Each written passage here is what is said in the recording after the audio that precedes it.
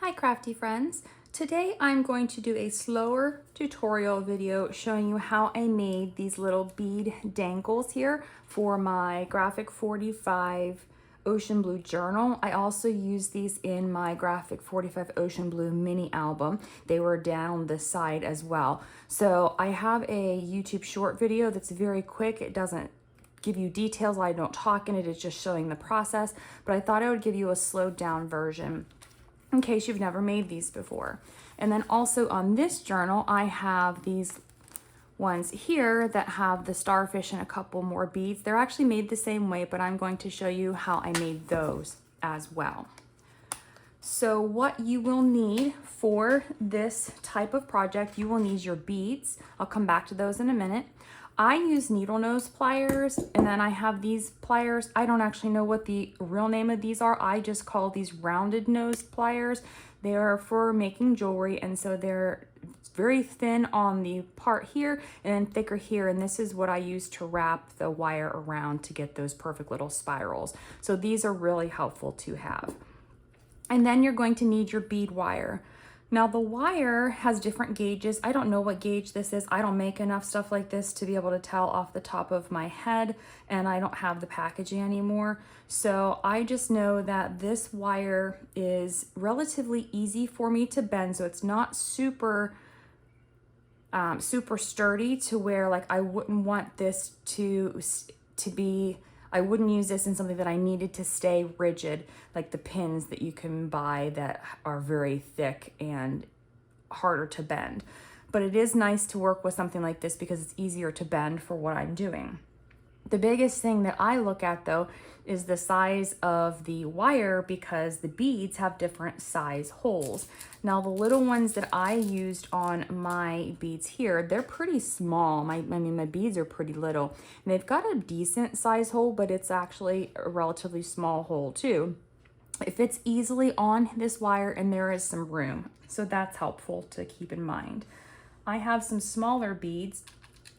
I don't know if there are any of them in here, but I have some smaller seed beads that they would definitely not fit on this. So you just have to pay attention to the size hole in your beads so that you know that it'll fit on your wire.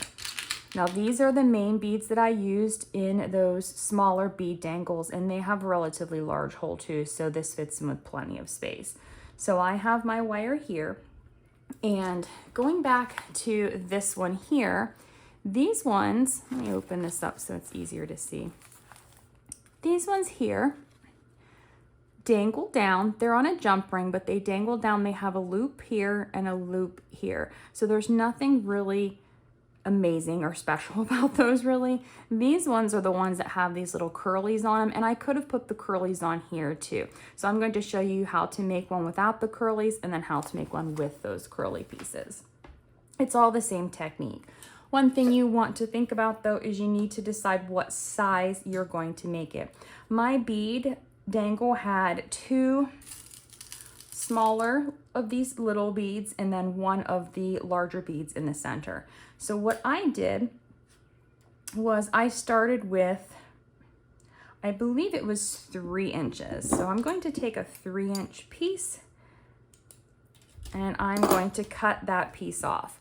Now what I'm going to do to start is I'm going to take my rounded nose pliers here. I'm going to put it in just a little bit where I like the thickness of it. You can put it wherever you want.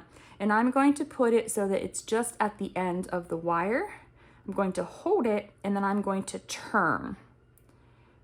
And what's going to happen is I'm going to turn it until it hits the back side of my pliers.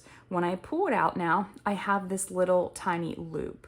I can put this in here and turn again. So I'm going to turn this again. So now it's got this loop here. I actually made it a little smaller on that one.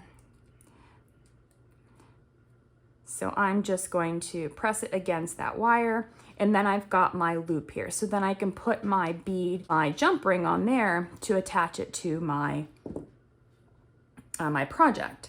Once I have this, I'm going to go ahead and slide my beads on here, and this is where you can put as many or as few beads as you want. So I've got this here, Then what I did with mine, this one is a lot longer than it needs to be. I make them smaller. I made them this way for the ones that have the wraps on them, and I'll show you that in just a little bit. But this one then, what I'm going to do, I'm going to take this and I'm going to bend it around.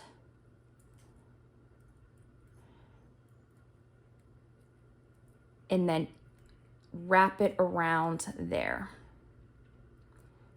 So now I've got my loop, but it's wrapped around that post as well. Then I'll take my needle nose pliers and trim it off.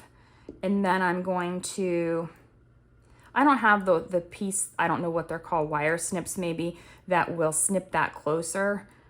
So I just use this, and the wires are actually, I can put this in here and then bend this with my finger as well. But I can do that, or I can take my needle nose pliers and wrap this around here so that the end isn't sticking out.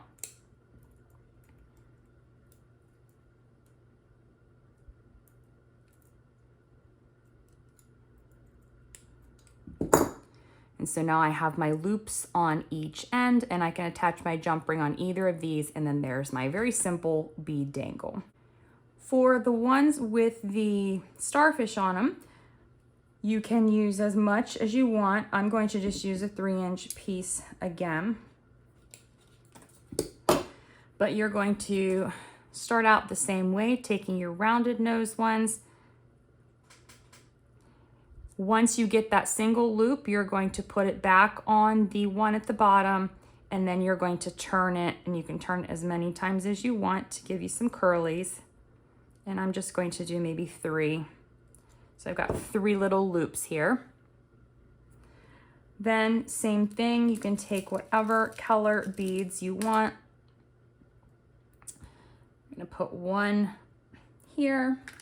I've only got white beads left, so I'm going to, or white starfish left, so I'm going to put the white one here.